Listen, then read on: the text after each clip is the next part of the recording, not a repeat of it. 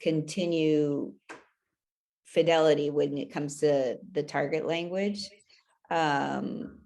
Several years back, we kind of did an assessment of minutes in Spanish versus minutes in English, and we're not happy with how that looked. There was just a lot more time in English than Spanish. And so through that, we started changing things. So for example, art now is taught in Spanish K-8.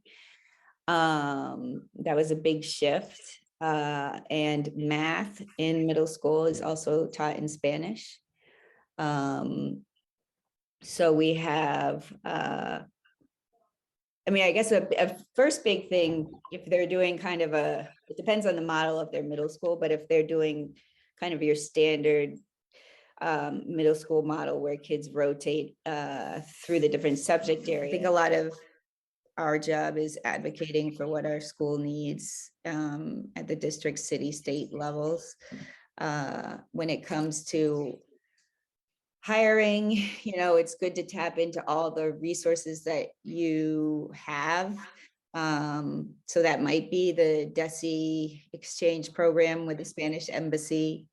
That might be waivers for folks from other countries that don't have the certification yet.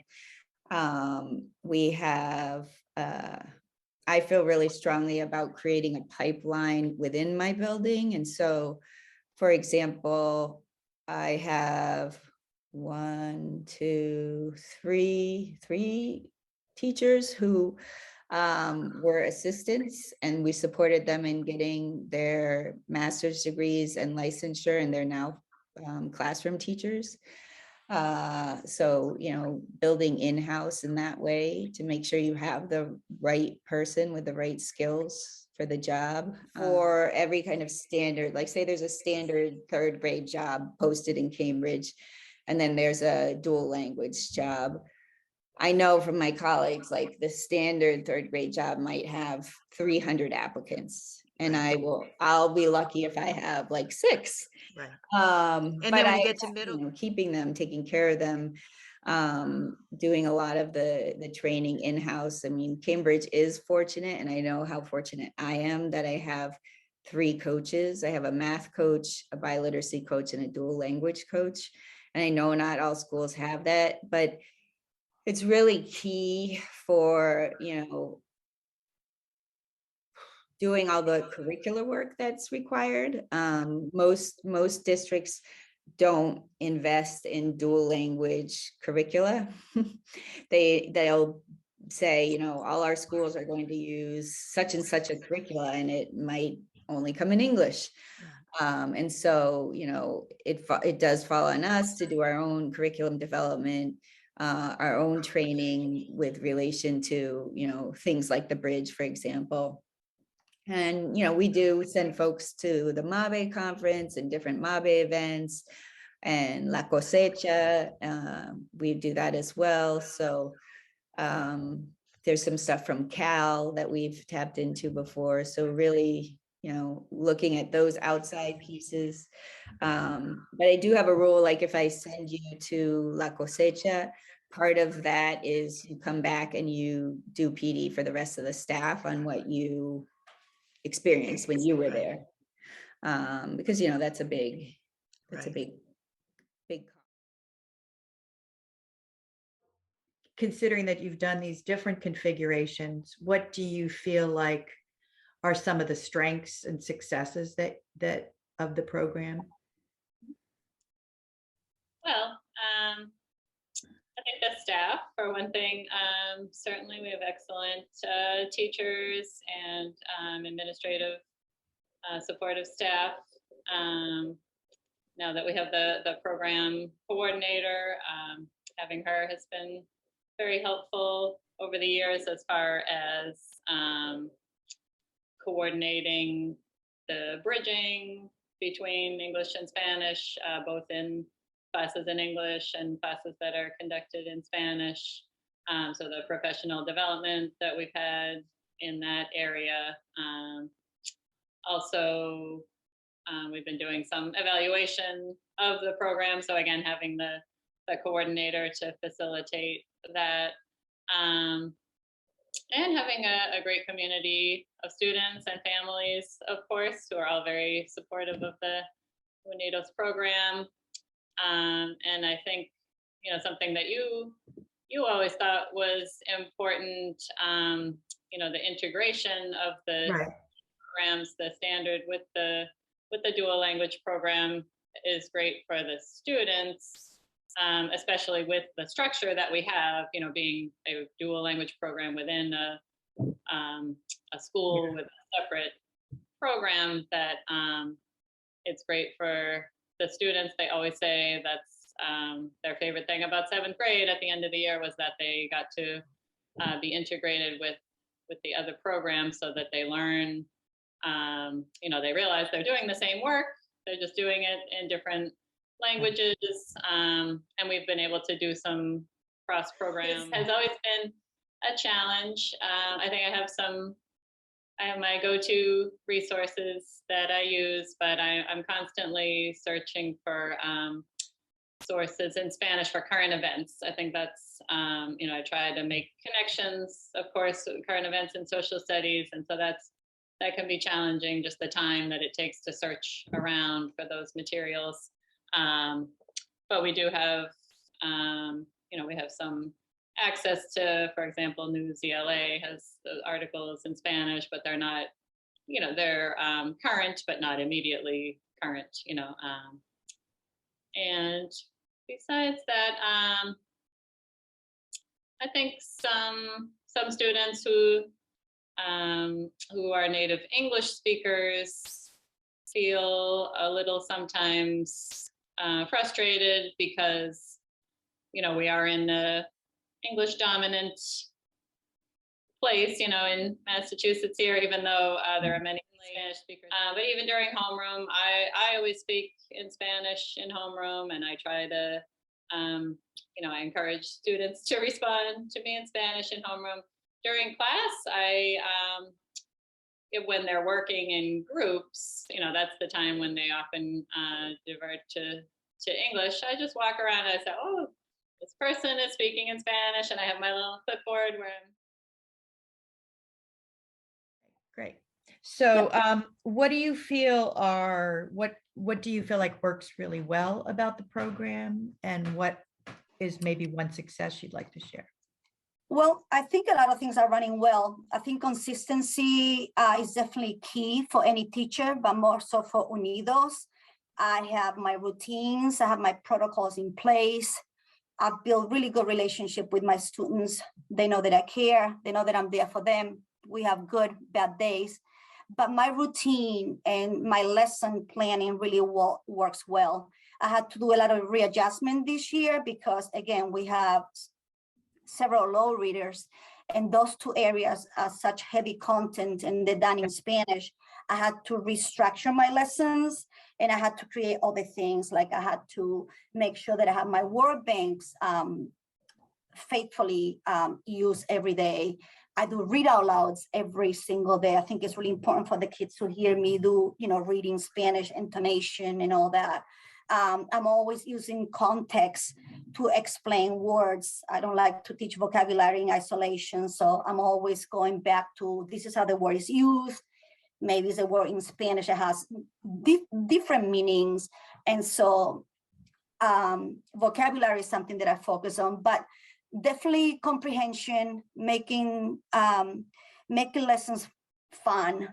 And I'm doing a lot of projects this year. We're doing a lot of hands-on. Well, for a while, we couldn't do labs because of COVID, but now we're kind of going back to that. And I've come up with some pretty awesome ideas for science. I've begun teaching cells now, and then the human body in 2 weeks. And so I've created a project for every single unit in Spanish and in science and social studies. And I knew that I was also gonna have some students who are pretty high in both languages and that like to be challenged. These are students that can kind of like to keep busy all day.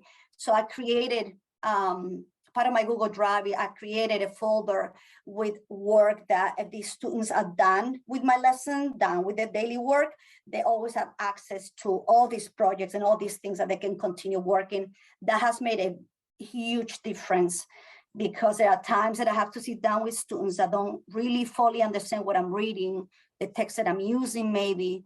And so I teach my lesson, but more often than not, I have to go back and reteach my lesson and reteach those Yeah, keywords. to the lower kids that are not. Yeah, so that I'm a superhero by all means, but I'm very clear when the year begins, and I always say to the kids that, my classes are in Spanish and this is the way it's going to be. And so I always, sometimes I have these students that tell me, but I don't know Spanish. So I try to break them out of the habit of speaking English, but for some reason they tend to, gravitate more towards Spanish. One of the things that I incorporate every year, every quarter, I kind of build students slowly to do oral presentations. And it's funny because yesterday students were presenting they did an oral presentation on climate change. And so they had to create a PowerPoint presentation, and they also had to create a final product. And I couldn't believe how excited they were, because I remember in the beginning of the year, there was some resistance, like, do I have to do it, Ms. Sanchez? Is that something that we have to do? I said, well, it's part of grade standards. I said, and it's a safe place. We're not here to judge anybody. We're going to help you. So yesterday, when I was watching my students do those oral presentations, and can I be next, Ms. Sanchez? I couldn't believe it, because I said to myself, here we are, it's March, it's taking a little while, but they feel really comfortable. I think I'm able to create a safe space. We don't judge anybody. I've created these really kind of fancy rubrics that students love. So I grade students based on many things, but I've also created these rubrics that I give to all students, where they also grade their classmates. And one of the things that I emphasize, I'm like, I want to see on these rubrics a few comments. I love your presentation. I love how this was fun. But so students love those rubrics. I think is a great also way to to talk about parent-teacher conferences. It offers a lot of feedback to parents. But I've been able to create a safe environment. Students are not shy. They don't feel uncomfortable. And they know that, I talked up to them in the beginning of the year. I explained how I came to this country, my difficulties, my struggles, what it's like learning another language. As a dual language teacher, we carry heavy weights, right? We know what it takes to be bilingual. I think it helps me that I'm bilingual myself. I know what it takes to be bilingual. I say that to the kids all the time, to my students. I said, I still, every day, and we all will, I still see words that I don't know what they mean. Do I walk around with a dictionary? No, I don't. I said, so I try to go back and make sense out of what that word means. Then later on, I will look at it most likely. I said, but if I'm riding in the train, if I'm at the beach, reading a book, I don't look up every word. I just go back and reread. So rereading is something that I tell my students all the time. You have to go back to rereading, especially if you are working on your second language. I like to tell parents all the time too that I'm the only one that the kids have for a few hours learning Spanish. I think being a bilingual program is a commitment. And I think parents really need to work on getting the kids to be exposed to the language with this. Yeah, seek out other opportunities. Yeah, do you know that your child in school has a really good friend? Is that, maybe they can get together after school and all that. But it's a big commitment. It's a lot of work. I love it personally because in a year that we've had, which has been a very difficult year after remote learning, I've seen a tremendous growth. I know these kids are resilient. I know they're putting a lot of work, and I praise them every day. I do. I'm like, I know that this has been such a difficult year. So I know that I hold high standards. This is 6th grade. I'm preparing you for 7th grade. I hold you accountable. But they're happy. They are willing to do the work. And I've seen a tremendous growth. Yeah. I really have. So I think the pros of having the bilingual education in the middle grade is the continuity, because, my daughter, who went through the Unidos program, started in first grade, to have her continue that learning. And since she didn't have Spanish in the home, having 7 or 8 years of bilingual education, I think was really important to cement that learning and sort of like where their brains are for language development when they're 12, 13, 14. I think that was really important for her as well, because we didn't really see her like exercising her language skills with any kind of fluency until really 7th or 8th grade. So I'd say that was a definite pro. As far as cons go, I think for us, it was just a really hard time, like emotionally, and different things that were going on in our family. And so with the program, and I just assume that most middle grades programs are the same, but we had a K-8 program, and so there's a certain amount of attrition that happens as the kids get older and they're not replaced because they don't have, you can't really come into a bilingual program late in the game. And so for us, our daughter not having new social outlets was difficult for her. And I think where I sort of saw it successful with some kids is like where they were able to really, really make strong social connections, like across cultural divides at the younger grades. I think that works really well. I don't know how successful we were in our family. So like for us, she was at an age where she really needed to be branching out socially and having different social peers, and she didn't have that. Judging by her experience so far and her personality, she's so different that I think we're gonna see some of the same stuff, and we're gonna have like a lot of different challenges with her. Exactly. Yes. And I will say, like with my older daughter, she had the option to do like an after school Spanish club, and she didn't want to. She did it, sort of grudgingly for a while. But my younger daughter, who is in 4th grade, so not the middle grades, but she's eager to do the Spanish club after school. So she wants to go and speak Spanish and play games in Spanish after school. So I imagine that's setting her up for a different experience later on. Yeah.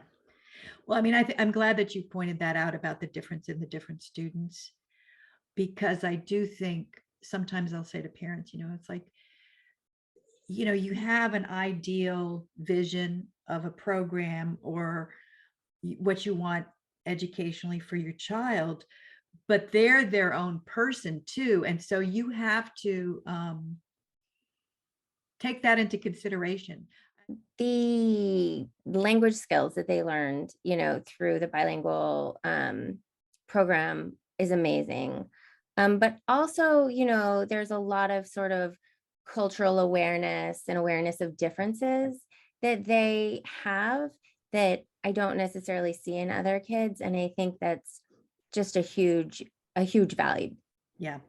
I'm glad you added that, because that's one of the things that I would share with parents. Is I said, I think it's particularly for students that are used to being in a kind of majority or like particularly all white setting.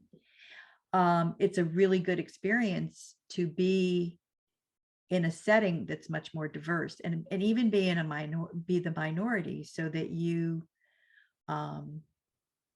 you get that facility and understanding of other cultures. That's just, as you grow up, it's just in you. It's very different.